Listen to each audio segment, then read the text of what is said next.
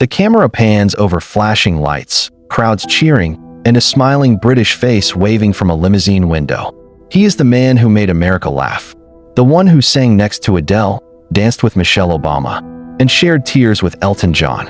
For a moment, he looked unstoppable, the golden import from London who could do no wrong. But behind the smiles and sing-alongs was a storm quietly forming. Crew members whispered about temper tantrums, colleagues rolled their eyes off camera, and those who knew him best were starting to notice something everyone else missed. What if the charming host of Carpool Karaoke was never really charming at all? What if the very smile that won the world over was just a mask, and that mask was beginning to slip? It began humbly. In 2007, a young actor from co-created Gavin and Stacey with writer Ruth Jones. The show exploded across Britain. Ordinary people watching ordinary lives, written with warmth and humor.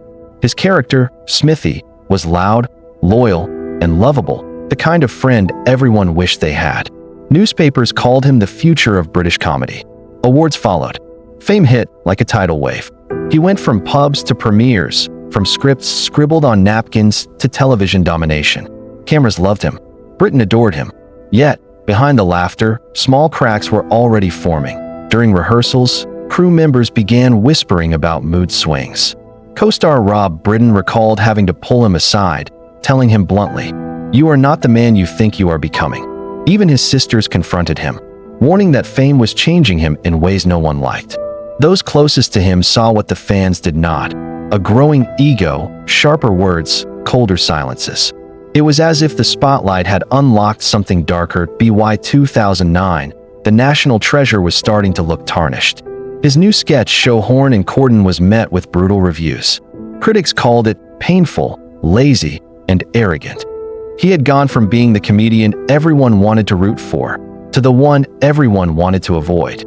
And as the applause faded, he wasn't laughing anymore. He was plotting a comeback. June 2010. The London Palladium buzzed with energy for the Glamour Women of the Year awards. Stars filled the room, glasses clinked, cameras flashed. James Corden took the stage, joking, smiling, playing the part of Britain's cheeky host. But across the room, Sir Patrick Stewart, the legendary actor known for Star Trek and X-Men, was not amused. As Corden stood at the back with his hands in his pockets, laughing through other people's speeches, Patrick Stewart turned to him and said before the entire crowd, "When presenters are up here, don't stand at the back of the stage with your hands in your pockets." Looking bored, gasps echoed through the audience. For a split second, time froze. Instead of taking the comment with humility, Corden shot back.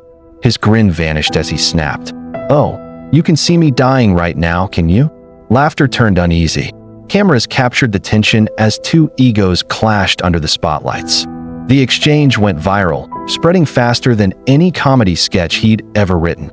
That night marked the first public crack in his image. The press headlines the next day were merciless. Corden's arrogance exposed. Patrick Stewart humiliates TV star. The charm had slipped, and the arrogance had been caught on camera. It was a warning sign, one that the public laughed off, but Hollywood would later remember.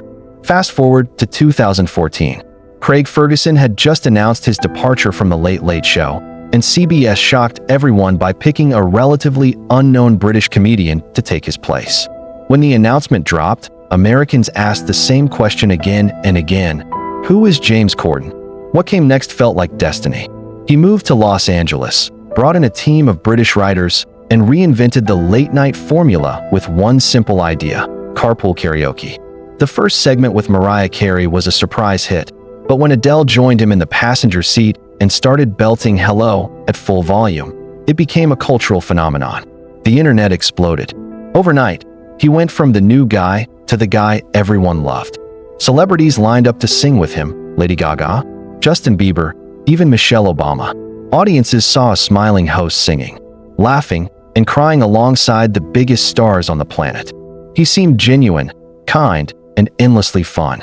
But behind the music and laughter, the same whispers from London followed him to Los Angeles. Crew members would later reveal that between takes, the charm often vanished. Off camera, his tone hardened, and his patience ran thin. Yet on television, he was untouchable, the golden boy with a golden microphone. The illusion was complete, But illusions never last.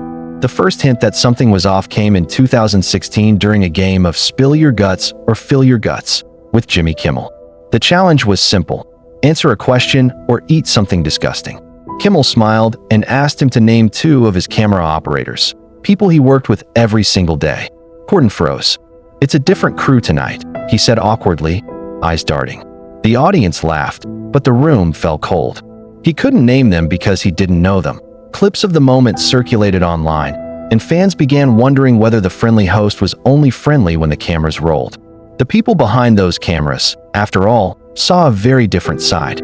He would soon joke about being too busy to remember everyone's name, but to those who worked with him, it wasn't funny. It was proof of who he really was. By 2017, his popularity had made him a fixture at Hollywood galas and award ceremonies. But one night changed everything.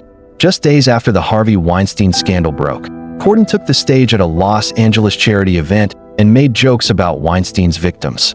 "It's so beautiful. Harvey has already asked up to his hotel to give him a massage," he said, smirking as the audience sat frozen. The laughter never came. What followed was an avalanche of outrage. Actress Rose McGowan, one of Weinstein's accusers, called him a piglet. Social media erupted. What was meant to be edgy humor became a defining mistake. He later apologized, claiming the jokes were misjudged, but the damage was done. For the first time, the world started questioning whether his kindness was ever real. His smile still beamed on television, his jokes still landed, but something had changed. The adoration was fading, the illusion was cracking, and the man who once made everyone laugh was about to learn what happens when the laughter stops. It began quietly, the way most modern downfalls do, with whispers on Reddit. In 2019, James Corden joined an Ask Me Anything session, expecting praise, laughs, maybe a few cheeky questions about celebrities from Carpool Karaoke. Instead, he walked straight into a digital firing squad. Within minutes, thousands of users flooded the thread, not with admiration, but with horror stories. Crew members, waiters, and former colleagues described him as rude, condescending, and entitled. One user wrote, "He yelled at a server for not serving his wife fast enough." Another claimed, "He treats people like trash if they can't help his career." Screenshots of these comments spread faster than any clip he'd ever uploaded. Fans who once adored his bubbly personality began questioning everything. Could the man who danced with Michelle Obama really be this cruel behind the scenes? The AMA ended abruptly.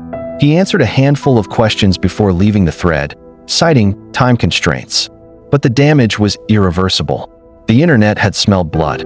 TikTok compilations appeared, showcasing his most uncomfortable moments: fake laughs, cold glances, and awkward silences with guests. Twitter threads dissected every clip where his nice guy act slipped. It was the start of a cultural reappraisal, the kind of social reckoning that Hollywood stars rarely survive. What hurt most wasn't the hate. It was the realization that people felt betrayed. The same audience that once cried with him during emotional Carpool Karaoke episodes now saw him as just another Hollywood mask, a man pretending to care, pretending to smile, pretending to be human. For years, James Corden was Hollywood's favorite host, charming enough for talk shows, funny enough for movies, and safe enough for sponsors. But by 2020, the shine began to fade. His film choices, once seen as playful, started to look desperate. Then came Cats. The movie was meant to be a whimsical, star-studded musical event. Instead, it became a global joke, a CGI nightmare that critics called unwatchable. Corden played Bustopher Jones, a tuxedo-wearing cat with unfunny gags and lifeless dance numbers. When asked later if he had seen the film, he shrugged, "No, I've not watched it." The answer was more revealing than he intended. Here was a man cashing in on fame without caring about the work itself. Then came the prom. Corden played a gay theater actor in a performance so tone-deaf that LGBTQ+ critics described it as offensive and cartoonish. What was meant to be a heartwarming story about inclusion turned into another PR disaster. Audiences cringed. His name, once associated with laughter, had become synonymous with overacting and insincerity. Hollywood quietly began to distance itself. Invitations slowed. Producers hesitated. Studios wanted safe, and James Corden was no longer that. The public was tired, And in an industry built on image, that's the kiss of death. His charm had expired. October 2022. A bustling New York restaurant named Balthazar.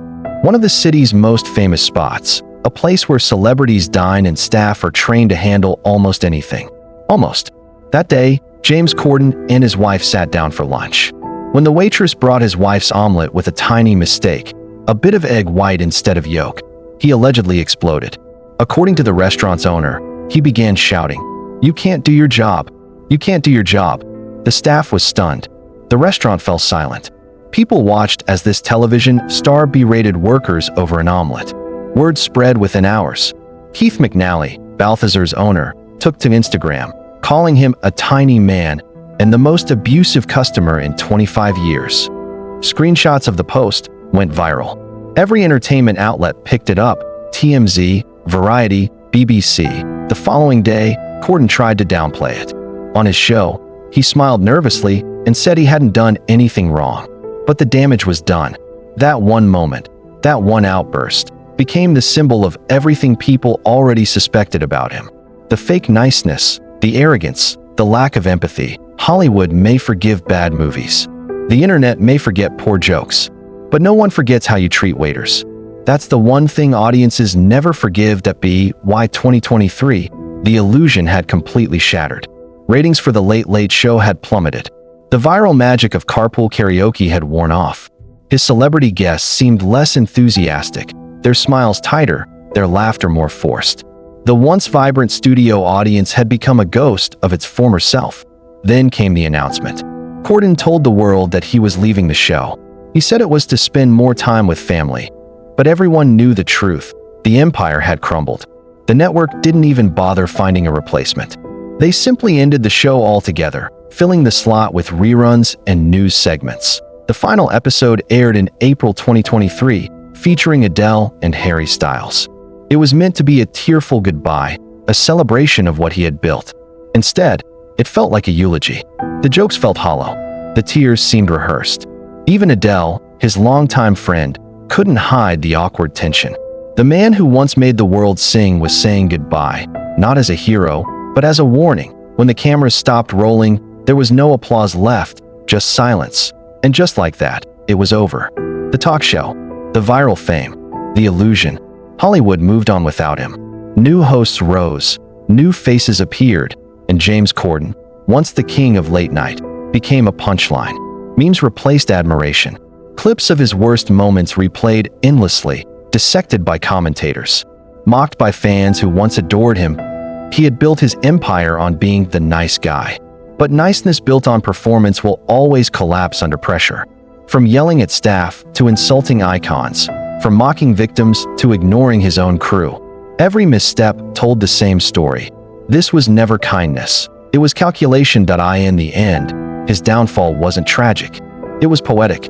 The same charm that made him famous became his undoing. The same laughter that filled his career turned against him. Hollywood didn't cancel James Corden. He canceled himself. And somewhere in the quiet after the final curtain fell, one truth lingered. When the jokes fade and the spotlight dies, the only thing left is how you treated people.